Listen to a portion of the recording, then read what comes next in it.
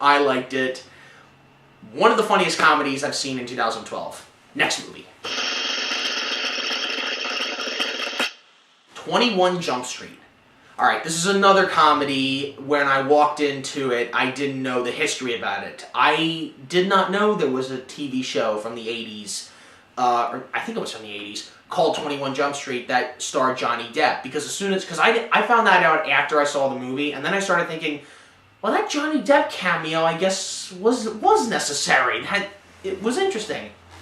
But no, we have a movie where Jonah Hill and Channing Tatum team up as cops, and they pose as high schoolers to, I think, find the source of this drug that apparently killed someone that's really popular in schools. And that's pretty much the premise. And they get their identities mixed up, so Channing Tatum has to play Jonah Hill's character, and Jonah Hill has to play Channing Tatum's character. And it's really funny. I love the partnership between the two of them.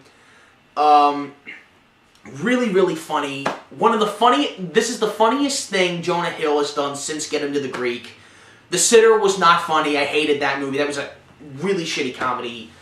But 21 Jump Street, you know what I love about this? Because I never saw the TV show. I never heard of the TV show until after the movie.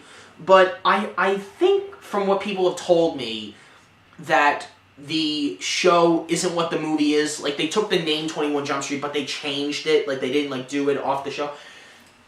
Again, it's a big risk, but you know what? It works, and it's funny, and I like it. It went on a little too long, I will say that. Really, a little bit long for a comedy. But aside from that, it was funny. It had a lot of good moments in it. One of my favorite moments is when they're high on the drug. That is one of the funniest, when they start seeing shit. That is so funny.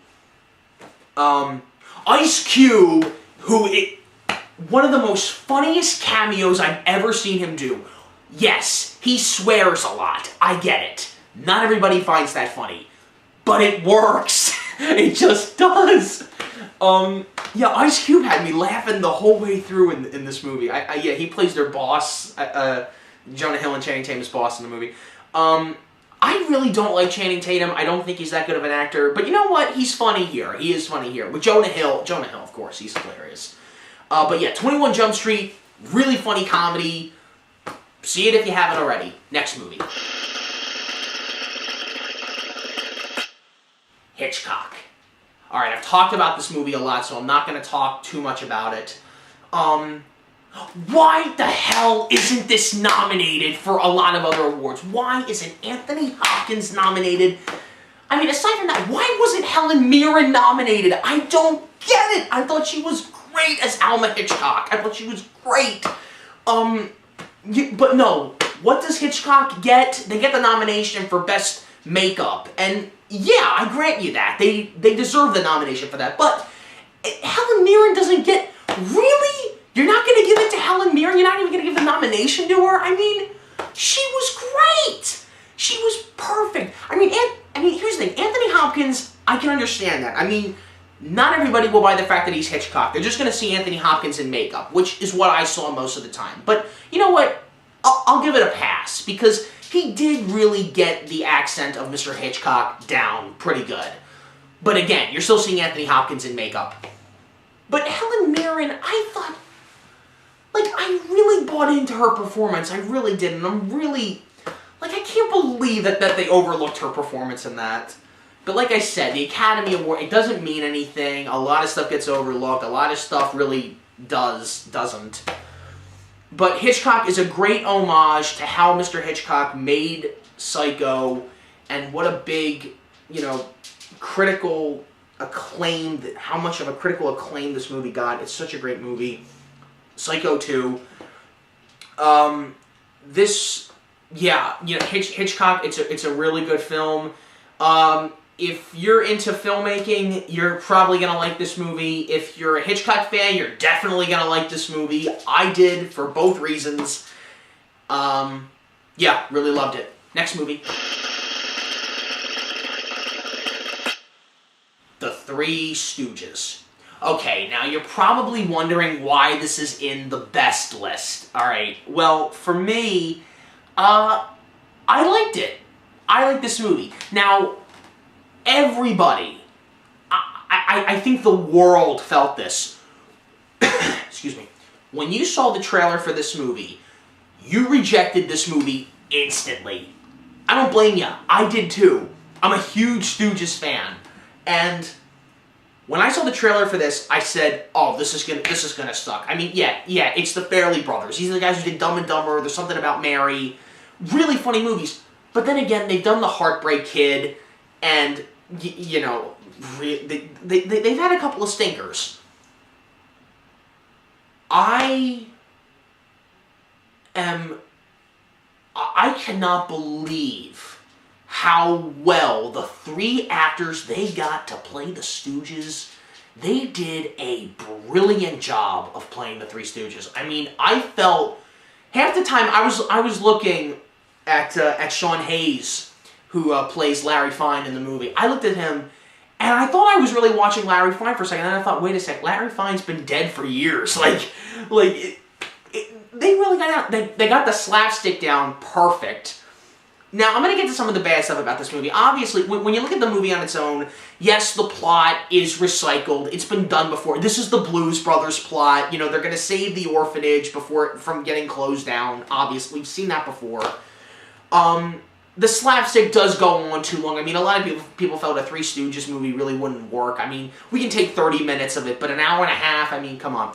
But you know what they do that's really interesting? They have the movie's an hour and a half, and they have it padded out into three Three Stooges episodes. Like, the first half hour of the movie is one episode, and then it closes as if the Three Stooges short is over. And what do? Another short comes on, and it's the rest of the movie.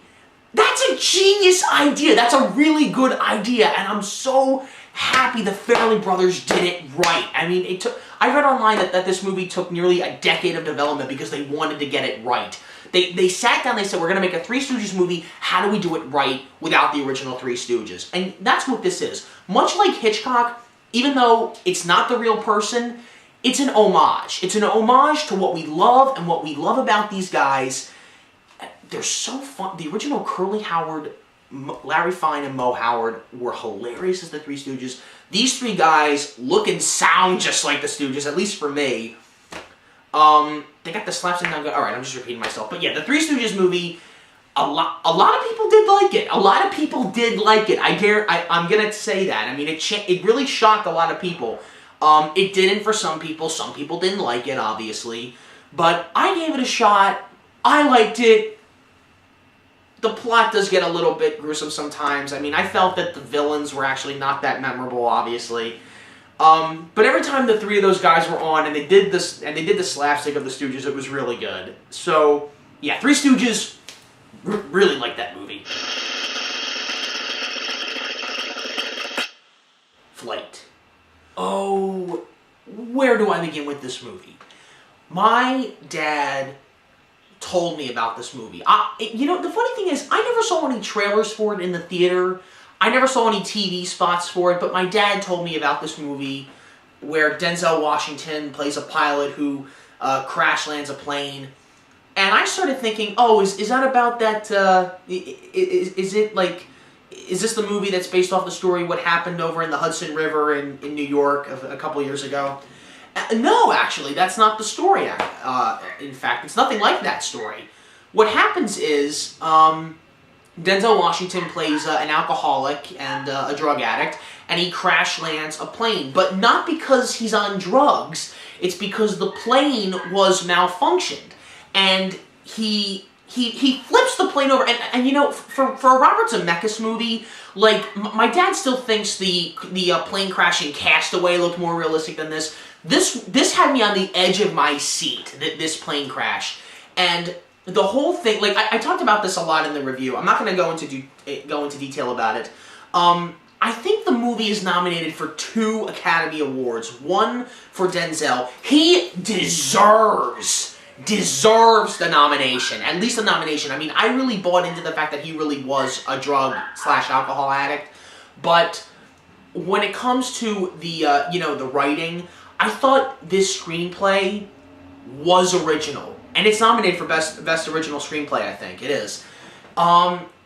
It's not nominated for Best Picture, and, I can see why. Because when you get down to it, it's not really about the flight that happens, it's about his addiction with alcohol and drugs. And you know what? Denzel plays it very convincingly. I bought it. And I really, really enjoyed this movie. Very powerful performance from Denzel Washington. That's no surprise.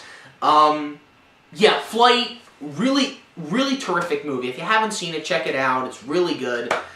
Yeah, next one. Django Unchained. Do I even have to talk about this movie? I talked a lot about this movie when Devin was on the show, and again, I know I've said this for a lot of the movies on this list. I don't want to go too deep into it because I talked about it already, but so I'll give you a little brief about this. This movie's nominated for 5 Academy Awards. However, it's not nominated for Best Director. I don't know why. I really like the direction this movie was going in. But, that's beside the point. It's nominated for Best Picture, Best Cinematography, Best Supporting Actor. Christoph Waltz better win that award. He deserves it. Best Screenplay, and I don't know what the 5th nomination is, and I should know. I feel like a jackass not knowing what the 5th one is, but I know those 4 are one of them. It's nominated for 5. I can't think of the other one. But, yeah, I'm really hoping Christoph Waltz gets Best Supporting Actor because, man, I freaking loved his performance as Dr. King Schultz. That has got to be one of the best characters Quentin has ever written, and I'm not over-exaggerating that. I really, really liked this character. The relationship between him and Django is perfect. Why isn't DiCaprio nominated for his role as Calvin Candy? I'll never know. Like when I saw this movie, it was the first time. Again, I'm repeating myself. I wasn't looking at DiCaprio. I was looking at Calvin Candy, and I don't know why DiCaprio wasn't nominated for his performance. I thought he was great in this because I really freaking hated him. And you know what? If he's doing that, if he's having that impact on me, that's a sign that he's good at acting, okay? So that's pretty believable. I remember when Quentin announced this movie in 2010, I took one look at the title and I kept pronouncing it Django Unchained, which obviously we all know the D is silent. Or unless you're Jesus Christ, the H is silent. Love that sketch. Love it, love it, love it. And from Saturday Night Live, check that sketch out. That's really freaking hilarious. But anyway, Django Unchained, I know it's not going to get Best Picture. As I said, Argo is going to get it. I know it. We all know it. It's the big elephant in the room. We all know it's going to get Best Picture, even though I don't think it really was the Best Picture. But then again, I haven't seen all the movies that are nominated for Best Picture, but Django Unchained, man, is this movie good. I understand the controversy. Like, here's the thing. When Spike Lee talked about the controversies of this movie, I can see why he said it, because even though, much like Inglourious Basterds, this is a fictional version of another Holocaust that happened, because slavery was a Holocaust. Okay, it's a Holocaust, okay? And but you know what? It's not like Pearl Harbor. It's not. Like the movie Pearl Harbor. Pearl Harbor was a bullshit story with characters you didn't care about, and even the people who were involved in Pearl Harbor acted as if they weren't supposed to be there. Like there were some people on the boat, on those ships as they were sinking in Pearl Harbor, screaming that they couldn't swim. And I know I must sound like a huge dick that I'm actually comparing Michael Bay to Quentin Tarantino, because we all know who's the better talent here. And yeah, but the thing with Django Unchained is that, you know, you care about these characters, or at least I did. I cared about these characters. I can't wait till this movie comes to DVD. I love this movie so much. I'm telling you, it was this close to beating Pulp Fiction. But anyway, yeah, Django Unchained, really good movie. Love the soundtrack.